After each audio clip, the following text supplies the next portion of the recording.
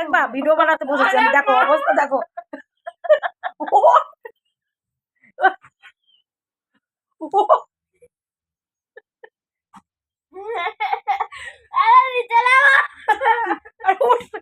Video বানাতে বসেছি, দেখো এই অবস্থা দেখেছো। সারাদিন আমি কাজ করি আর এরা বসে বসে এই করে জানো, একটু শুতে দেয় না, দুপুরবেলাও শুতে দেয় না আমার, এই করছে।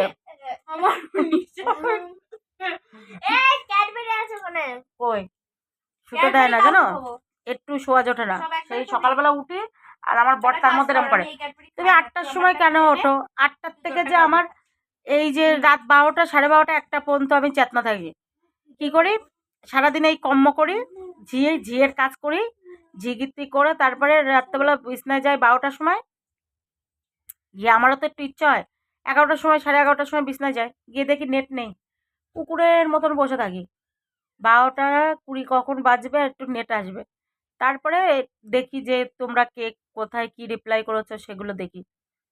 আমার অবস্থা এখন পুরো পাগল, আমাকে পাগল বানিয়ে রেখে দিয়েছে এরা সব।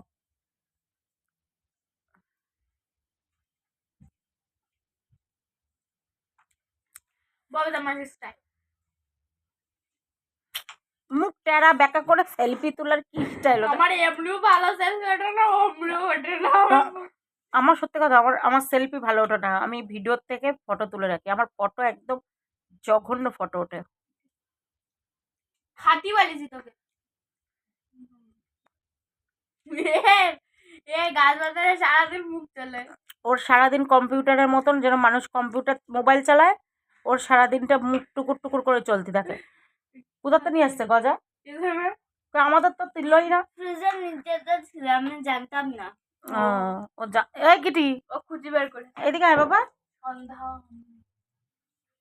সন্ধ্যা বেলা তুমি আমি বসে আছি দুজনে, তিনজনে।